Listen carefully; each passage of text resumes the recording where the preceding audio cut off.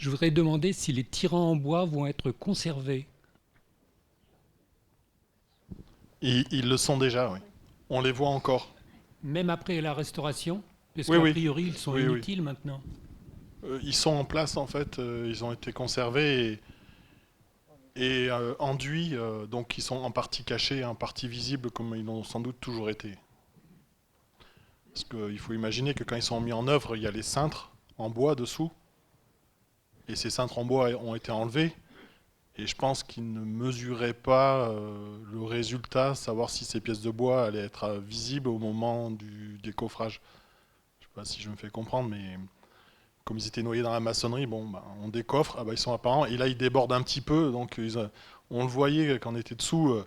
Il y a la voûte, ils débordaient un peu. Donc, ils ont fait une sorte de bourrelet de mortier qui vient plus bas que l'intrado de la voûte. Donc, voilà, ils sont conservés, ils le sont toujours, et pour toujours.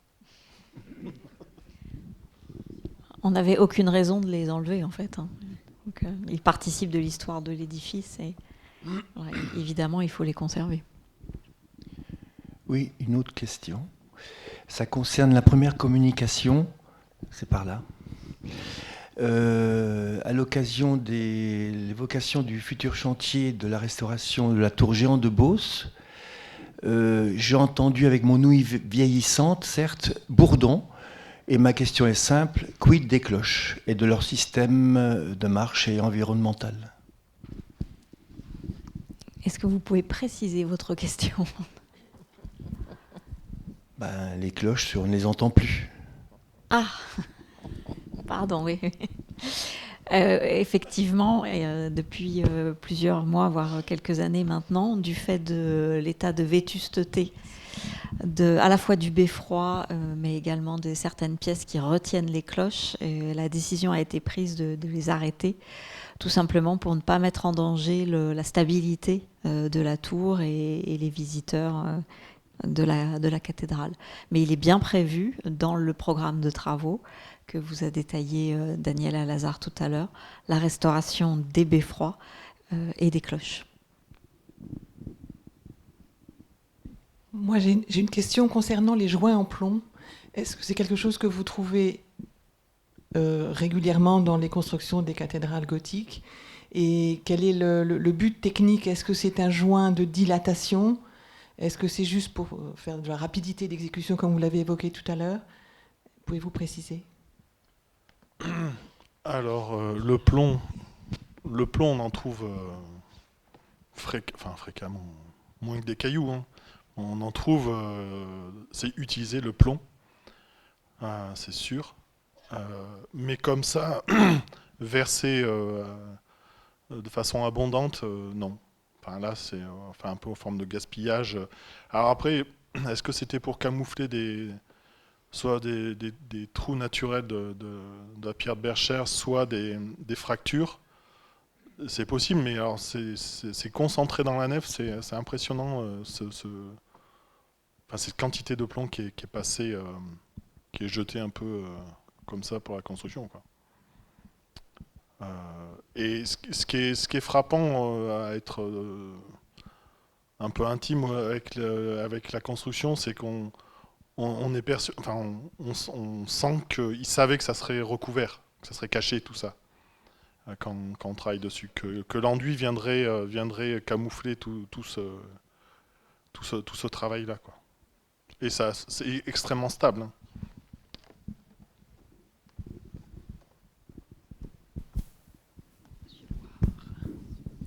Oui, je reviens sur l'utilisation du plomb dans les joints. A priori, le plomb est un matériau très onéreux par rapport à la chaux.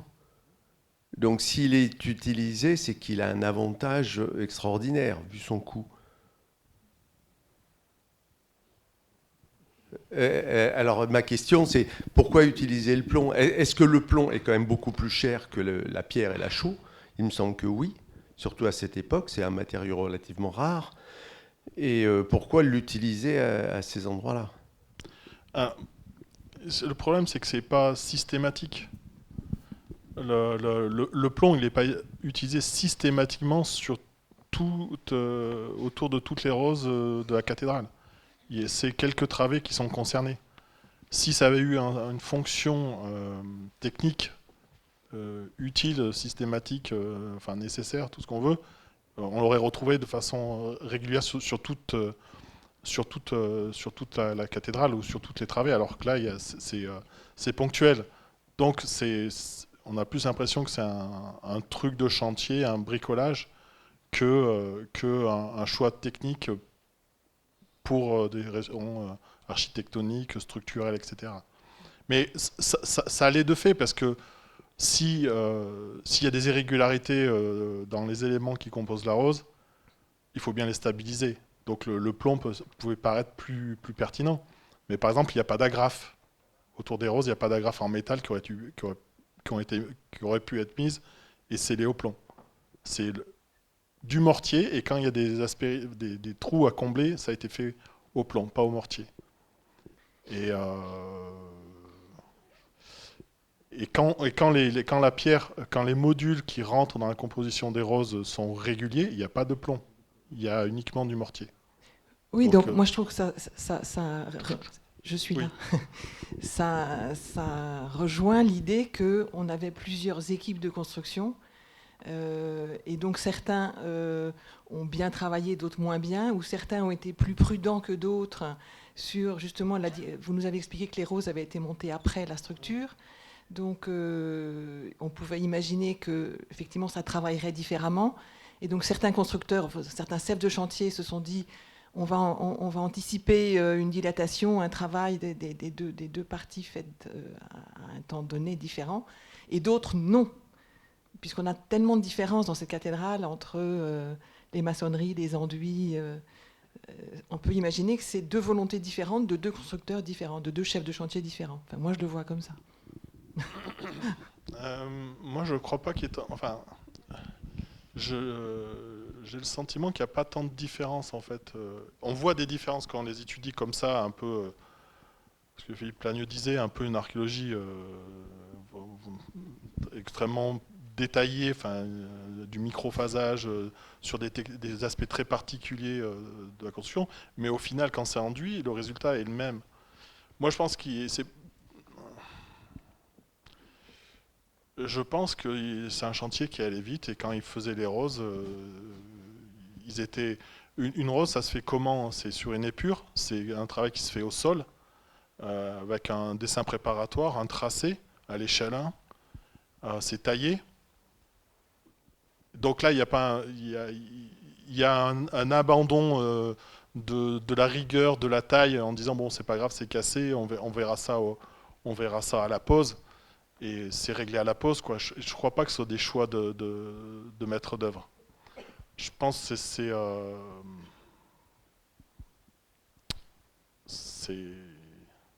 pragmatique, on avance. Regardez les cassures des chapiteaux. Enfin, pourquoi on imagine...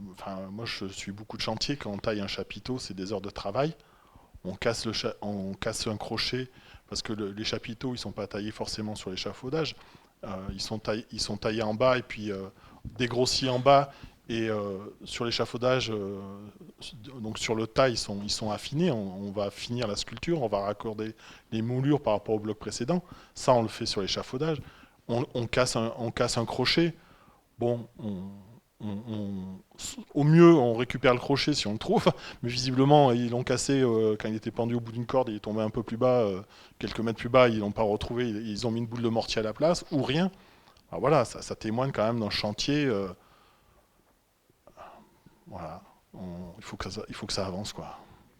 Et le résultat, finalement, on ne doute pas du bon savoir, enfin du bon travail, du travail quand on circule dans la cathédrale. Quand on est en bas, on trouve ça merveilleux. Mais même ces détails sont merveilleux. Enfin, tout est, il y a rien à jeter.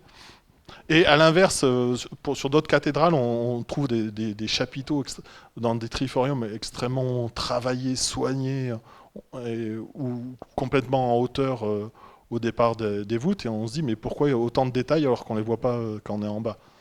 Là, ils avaient bien conscience qu'on ne les verrait pas d'en bas, quoi. Oui. Préciser une chose, c'est que le plomb au Moyen-Âge n'est pas si cher que ça. Hein.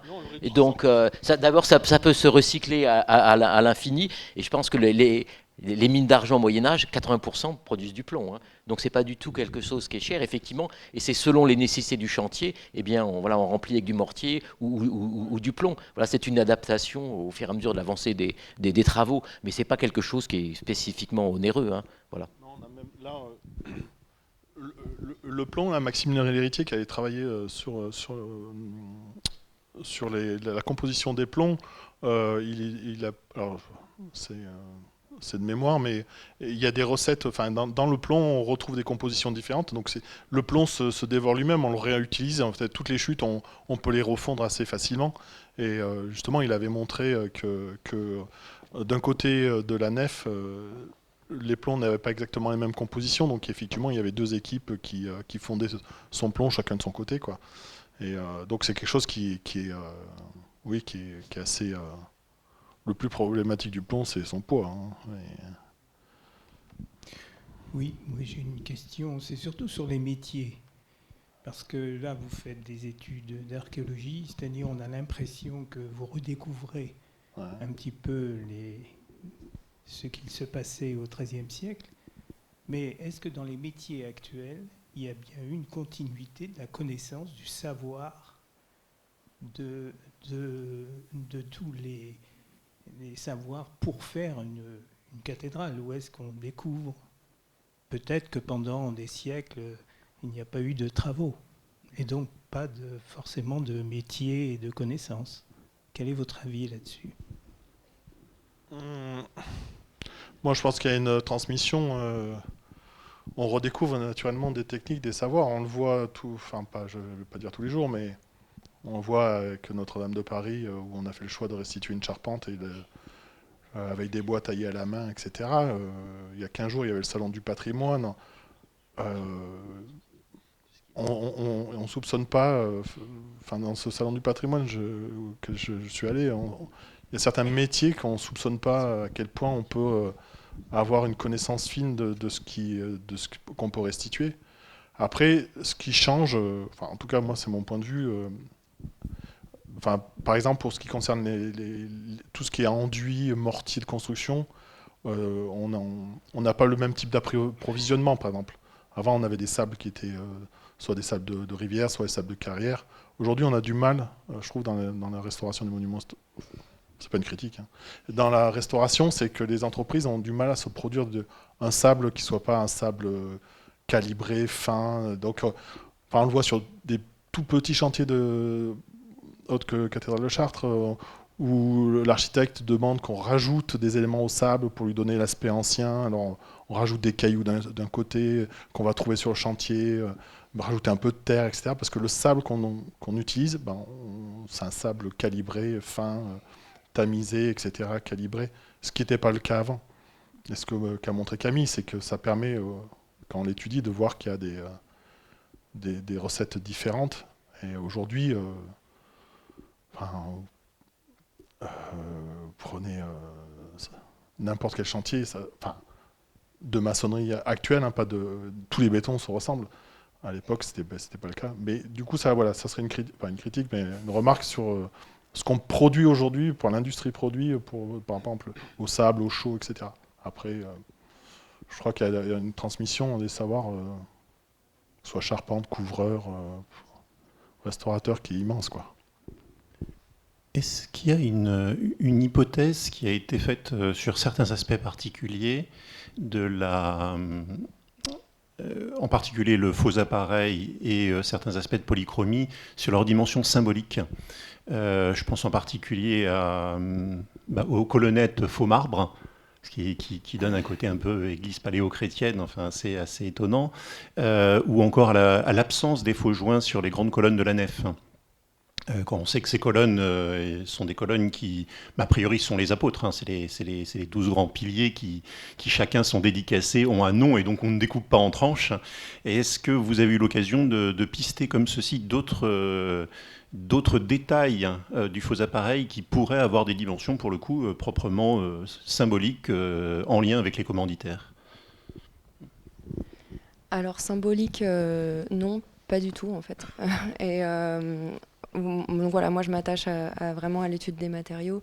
Après, tout ce qui est interprétation symbolique ou vraiment lecture iconographique, faut aller chercher auprès des spécialistes et des historiens et des historiennes de l'art.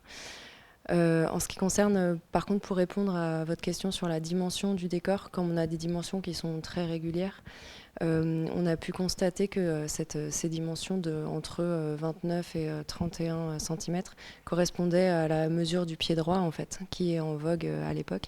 Et donc, on peut supposer que les peintres utilisaient ce gabarit qu'ils avaient, qui est dans la mesure comme nous, on aurait 1 mètre de 1 mètre, en fait.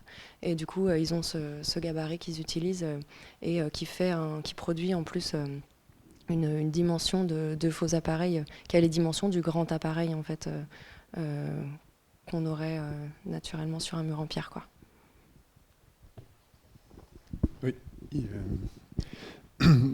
Merci pour vos présentations et notamment vous, Camille Coulon, parce que moi je me souviens enfant dans la cathédrale de rentrer dans un édifice très très sombre. Et on n'imaginait pas qu'il y avait tous ces enduits et tous ces faux appareils reproduits. Et on le voit encore sur les photos, là, le contraste est saisissant. Et du coup, on a découvert, moi j'ai découvert cette technique de l'enduit.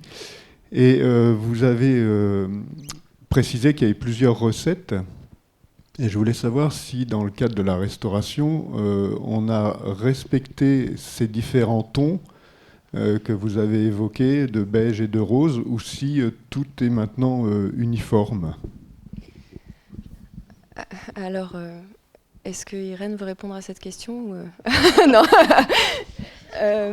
Alors, déjà, merci. Et effectivement, nous, on fait un travail d'étude, mais vraiment, je tiens à le dire, ce sont les restaurateurs qui passent énormément de temps. Parce que, comme disait Émilien, nous, on est intervenu à l'échelle de 2 mois et demi sur un chantier qui, au total, faisait peut-être 1 an et demi pour le premier et 14 mois pour le deuxième. Et donc eux sont là en continu tous les jours pendant le chantier et réalisent cette restauration en plusieurs étapes finement. Donc voilà, je ne sais pas s'il y a un peu du monde dans la salle, mais c'est eux qui travaillent.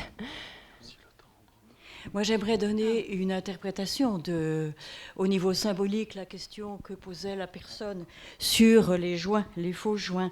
Et c'est Pierre de Roissy, qui est un chanoine du chapitre, et qui, au moment de la construction du chantier, écrit ceci: « Chaque pierre figure un membre de l'Église lié aux autres par le mortier de l'amour. Ainsi, chaque pierre signifierait une pierre vivante irremplaçable à la construction de la Jérusalem céleste que symbolise la cathédrale. Et ces joints sont blancs comme la pleine lumière de l'amour. » Merci pour cette lecture. Et du coup, pardon, monsieur, pour répondre, donc dans le bras sud du transept où il y avait des teintes vraiment très différentes, la teinte rose n'est plus aussi marquée. Et dans le bras nord, le chantier est en cours. Donc les discussions sont en cours.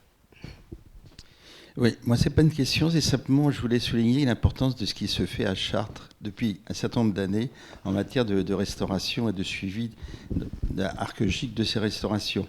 On parle aujourd'hui beaucoup de Notre-Dame, mais je pense que l'exemple de Chartres est important à souligner. Il y a très longtemps, on parlait... je me souviens très bien des discussions il y a une vingtaine d'années ou il y a une trentaine d'années pour essayer de convaincre nos amis des monuments historiques sur l'intérêt de faire justement du bâti sur ces parties gothiques. Et aujourd'hui, on ne peut que se féliciter non seulement des résultats, mais aussi du travail des équipes qui se sont succédées. Et ce qui a été présenté aujourd'hui est tout à fait exemplaire. En matière d'enduit, pendant très longtemps, on parlait de ce qui se faisait à Lausanne, à Hermanès, etc., uniquement sur des éléments très justes de polychromie. Aujourd'hui, dans une couverture beaucoup plus générale, telle que Camille l'a présentée, on voit tout à fait une autre image. On avait évidemment des idées là-dessus avec Michler, mais maintenant, ça repose sur une démonstration scientifique et archéologique. Donc ça me paraît très important et j'espère qu'il y aura aussi, il y a eu quelques échos déjà de publications, mais une publication générale un jour sera indispensable pour montrer justement tout ce qui se fait ici à Chartres. Oui, je vous remercie. Effectivement, une publication est prévue et puisque vous évoquiez Notre-Dame de Paris, je tiens à dire que nous n'avons ni les effectifs ni les moyens financiers qui ont été dédiés à Notre-Dame de Paris. Voilà, donc c'est d'autant plus remarquable, oui. Je nous auto-félicite. Hein.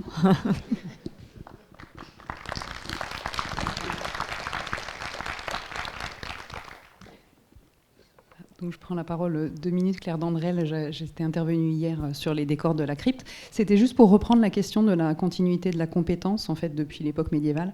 Moi, de mon côté, donc restauratrice de peinture murale, donc je suis tout le temps aussi en lien, comme Camille, avec les enduits. Et nous, tous les restaurateurs de peinture murale, on constate quand même une perte de compétences énorme des entreprises de maçonnerie sur la chaux aérienne. La chaux aérienne, c'est un matériau que les entreprises de maçonnerie ne savent plus travailler. Il y a quelques entreprises qui s'y remettent maintenant, mais c'est un vrai problème. Et ces enduits que je vous ai présentés hier, qui sont parfaitement bien conservés, ces enduits-là qui sont parfaitement bien conservés, il y avait une maîtrise extraordinaire de ces matériaux et qu'on a complètement perdu. Donc il y a vraiment quelque chose à faire de très important en France au niveau de la formation des maçons sur réapprendre à se servir de ce matériau exceptionnel qu'est la chaux aérienne.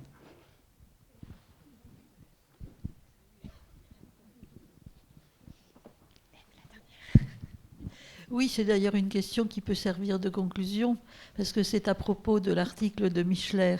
Quand il est sorti, ça a été une révélation absolument extraordinaire et un immense espoir. On n'imaginait même pas ce qui allait se dérouler après. Donc ma question est très simple. Parmi toutes les observations que vous avez faites, est-ce qu'il y en a qui remettent en question certaines hypothèses de Michler, qui n'avaient évidemment pas la possibilité d'observer ni la totalité, ni les moyens d'observer avec l'acuité que vous avez pu avoir. Donc on est resté un petit peu sur la manière dont il a lancé le problème. Donc je voulais savoir si, au terme de cette étude, non pas ce que vous avez confirmé, mais ce que vous avez infirmé. C'est vrai que le fait de passer autant de temps aussi proche des endus permet de voir les choses de façon plus précise et plus systématique, et pas seulement à des niveaux qui sont accessibles depuis le sol ou depuis le triforium. Ça va plus être dans les détails du décor, en fait, de chacun des décors qu'on a identifiés. Dans la stratigraphie générale, il me semble que on a plus pu faire la part des choses entre les deux premiers décors du XIIIe siècle, en fait, qui, dans la lecture de l'article de Michler, se confondent un peu. Et donc là, les observations stratigraphiques et de chacun des décors permettent de montrer des petites différences entre les deux. Le fait que donc le décor que j'ai présenté, qui est vraiment très régulier sur l'ensemble des murs, à part quelques petites irrégularités, le décor qu'il recouvre, le décor du XIIIe siècle, de la fin du XIIIe siècle, qui est réalisé à l'aide, lui, de badigeons. Donc on ne vient pas reposer le mortier, on a une succession de badigeons superposés. Ce décor, il est beaucoup plus irrégulier. On n'a pas de tracé préparatoire, donc c'est pas un décor qui reprend systématiquement le premier.